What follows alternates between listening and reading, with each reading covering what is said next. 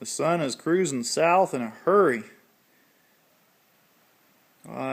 Really shining underneath my awning already. Wasn't that long ago and the shadow was the left side of that pipe. Well, anyway, I got some work to do today. I have an in-shop project for first time in a little while. I gotta put new legs on this deer feeder. So let's get it set up and I'll show you what's going on.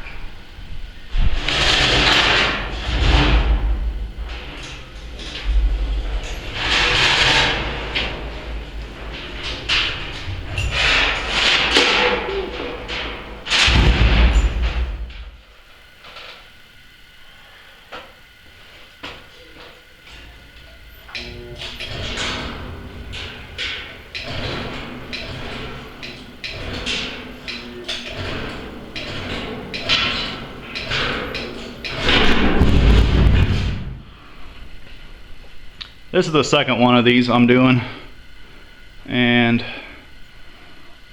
it did the exact same thing the other one did. These legs are not even close to being strong enough to hold up that much grain. As you can see, this left one here, that angle iron just buckles right there.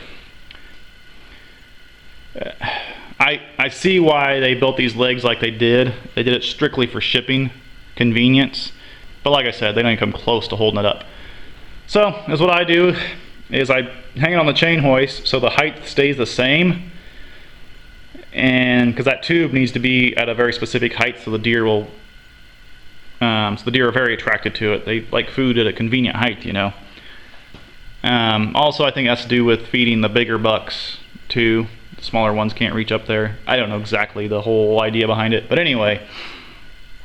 Put it on the chain hoist, that tube stays the same height, and then I'll cut off this leg and replace it with a piece of oil-filled tubing, and then I'll cut off that leg and replace it with a piece of oil-filled tubing. You know, just do one at a time, go around, and I'll notch them and come out so they taper out a little bit. That's what I did last time, so hopefully it'll work. I can do it again this time.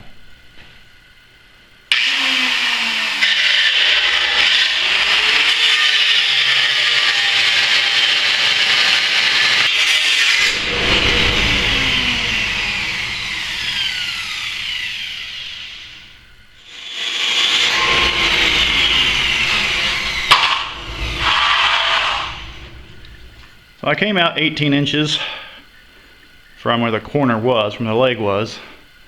I'll give a little more stability if each leg is further out by 18 inches. Now I'm just going to measure up and see how long that piece of pipe needs to be. Because I didn't write this all down last time.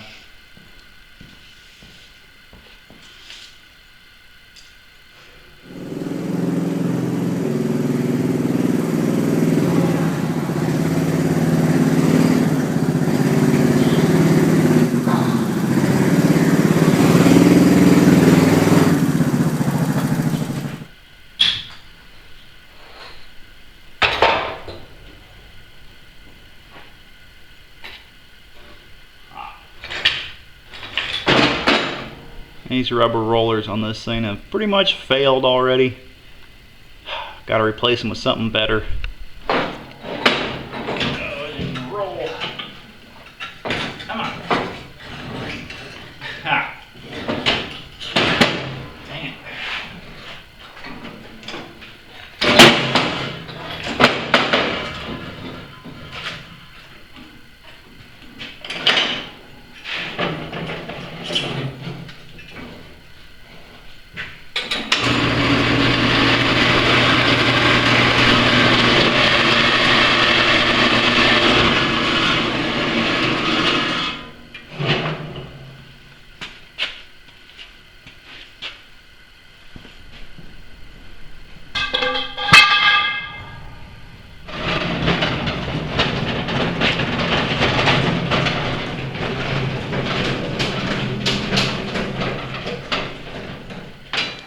should have kept my pieces that I cut out of this pipe. Well, not this pipe, but out of the pipes that I made the legs last time. Because I knew there's a possibility I'd be doing another one of these. Just because sometimes when you see a product, you know, it has a glitch, you're pretty sure you're going to see another one like that, you know what I'm saying? But if I remember right, the way I figured this out last time was by setting that in there, or a strap iron, I don't know if it was this one, but, and tracing down the pipe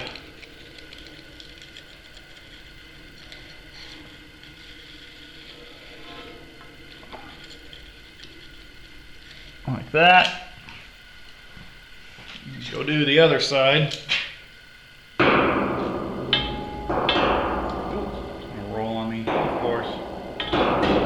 Sat there just fine that entire time.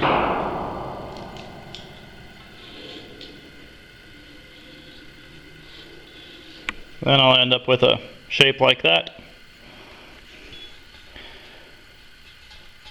So, cut that out, and hopefully it fits. Now this is supposed to be a straight line. Like basically I just took a saw and went whoosh through the pipe that way. Cut that off. The last time I did this, I used my Milwaukee dry cut saw, which I love, and it worked great doing this. Kind of worked great.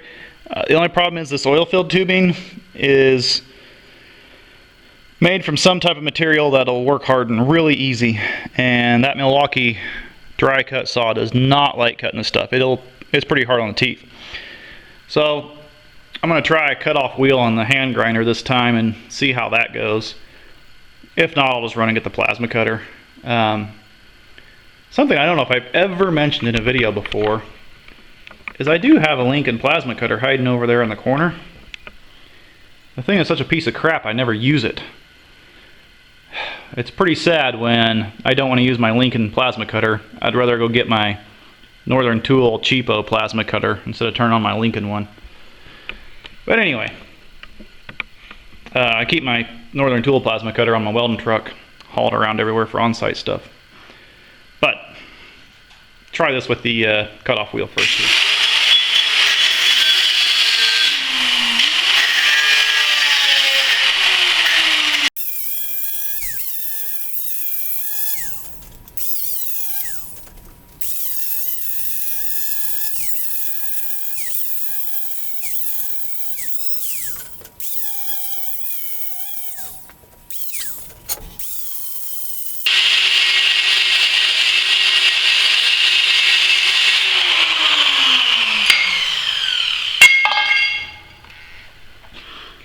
Camera was on for less than 3 minutes to make that cut.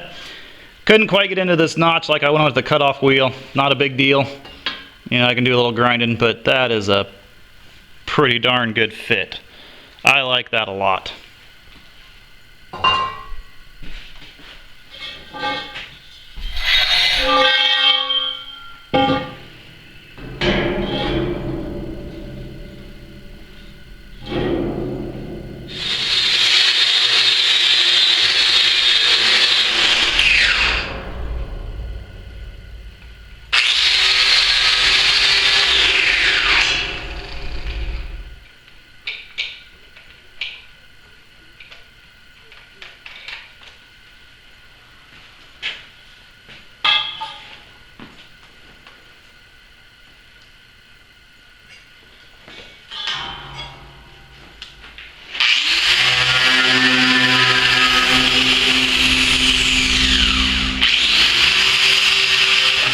That paint does not want to come off of there.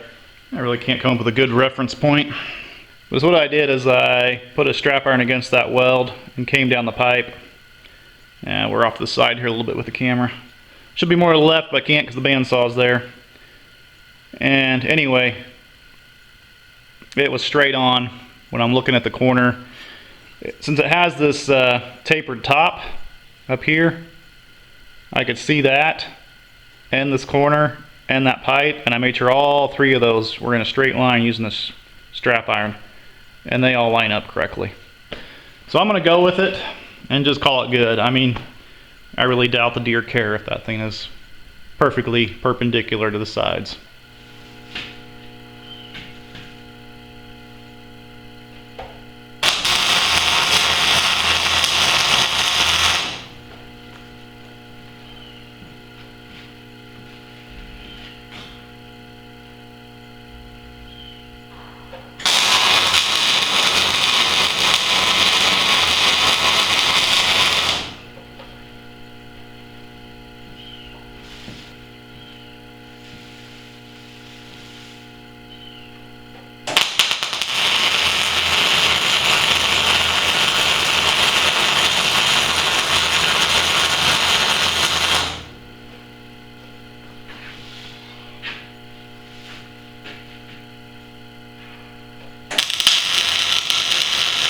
running a tad on the warm side there.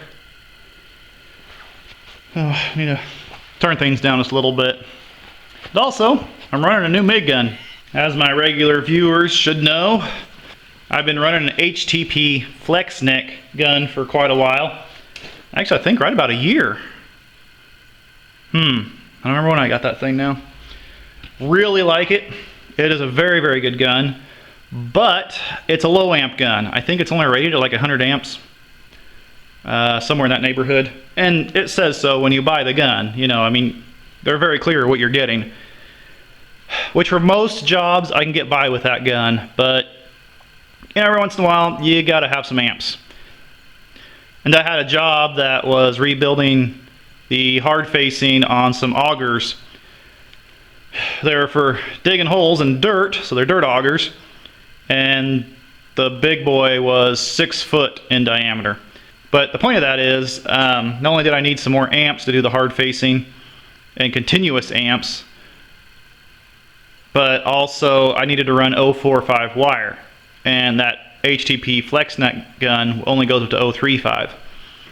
So the other day I bought me a Tweco 350 amp gun. It's 15 foot long, and man am I loving it. It is a really nice gun. It's a heavy gun, especially switching from that lightweight HTP flex neck gun, but I'm really impressed with this thing so far.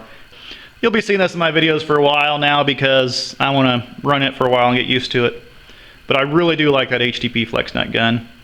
Nothing wrong with it. I just, like I said, I need the amps sometimes.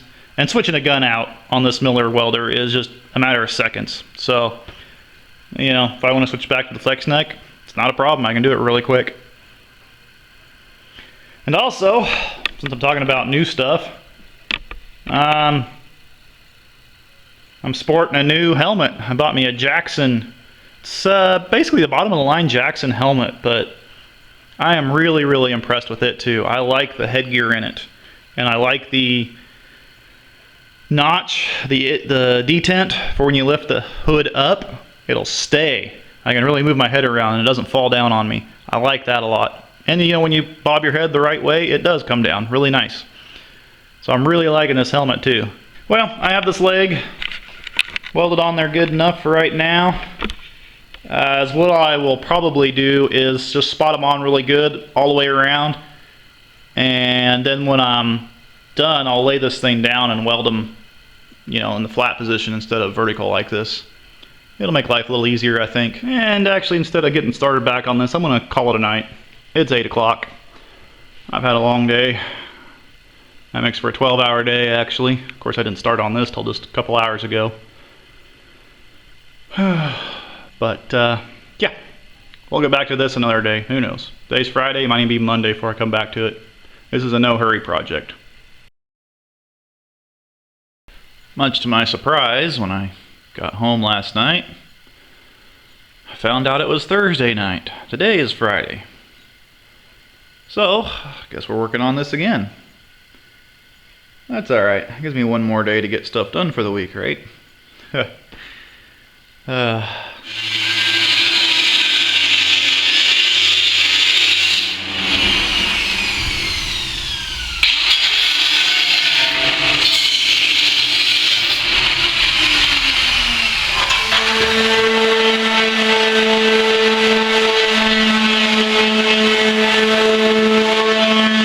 that worked much better.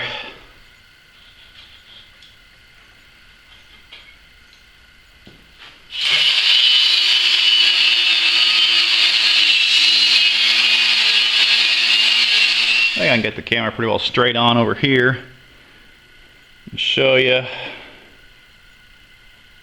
If I just use that strap iron, go down that corner and sight up that taper spot up there on the top. That's just kind of how I'm doing it. And then also I came over here on the side and looked down the pipes this way, and as you can see, the pipe in the back disappears behind the pipe in the front, so I think they're pretty darn close to each other that way too. So I'm going to call it good and spot weld it in place.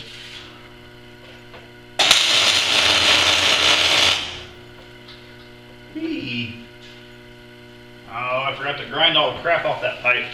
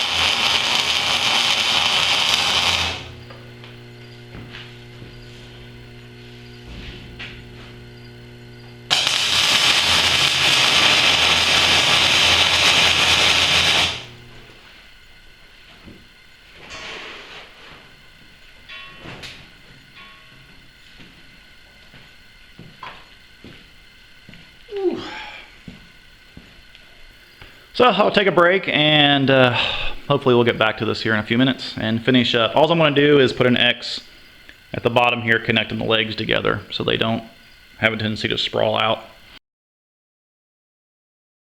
So I have this pipe cut a little bit long and this pipe cut a little bit long. I'm going to go over and squish the ends and try to get them all to fit in there. Instead of dragging these pipes down to my squisher that resides in my welding trailer, I'm going to do it here in this press. If only I had my actual press done. You all haven't seen me build the base for it yet, and that's because I goofed up on that base. It's not square. And it's too weak. I kind of figured that square tubing, well, it's actually rectangular tubing, would be a little weak, and sure enough it was. Since we're talking about it. Bought a hydraulic valve for it. So someday I'll get back to that, get that thing finished up. So anyway, I'm going to try it over here in this press, and I don't know, I've done it a few times, but usually it ends up being faster to drag the pipe down to my welding trailer instead of doing it this way.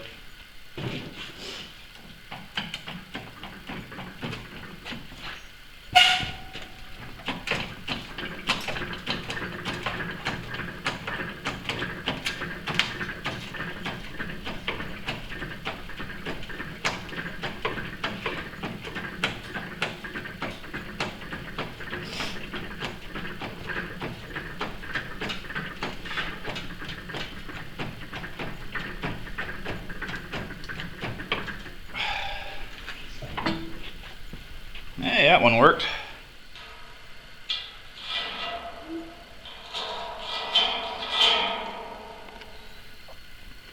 And I'm just gonna put that pipe in the chop saw, set the vise, and cut the ends off. I think I'll skip showing that because I'll get back to welding.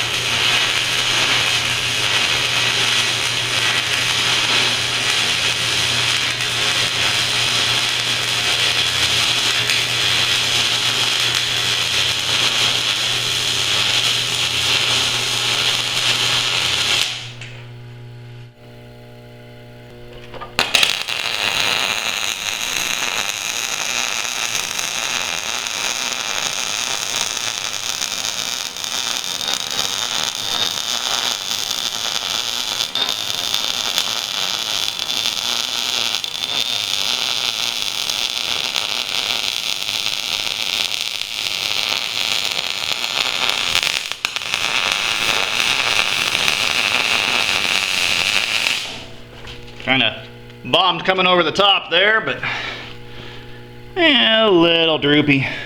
5 each end, squished, tapered, ready to go in there, ground the pipes over there. So these are ready to fit in. I've already test fit these.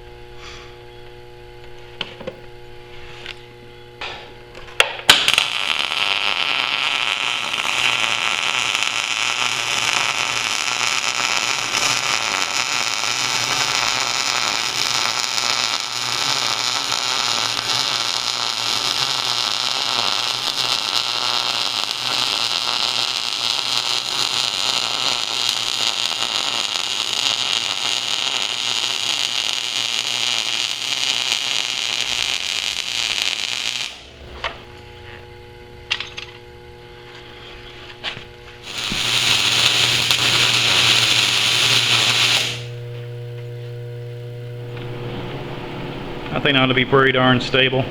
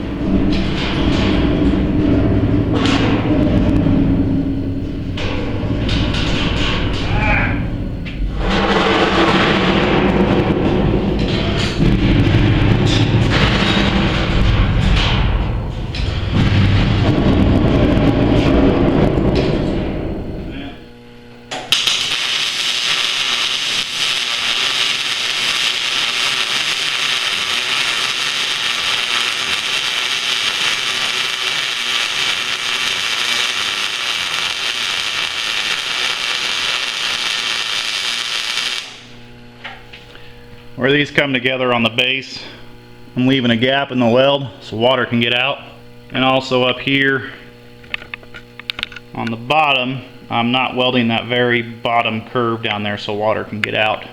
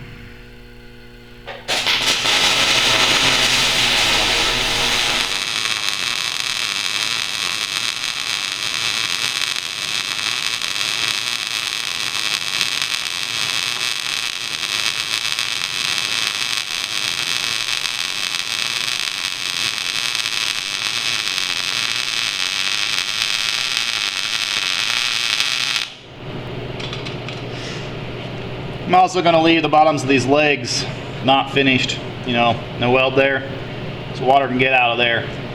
It should, you know, if it gets in this top, which it will because I'm not going to weld that up, the water should go on down the pipe. But I thought just in case, I'll leave a seep hole there and then the customer doesn't have to worry about water getting in there and rusting this out or something.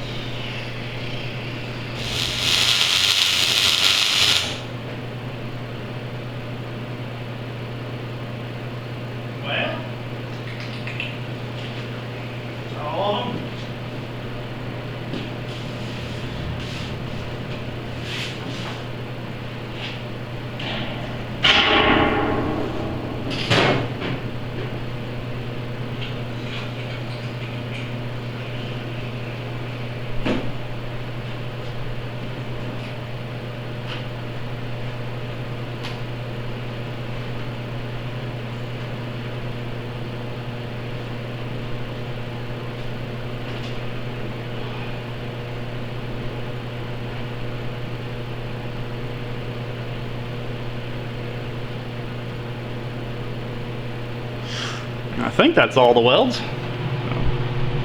That's kind of a fun little project.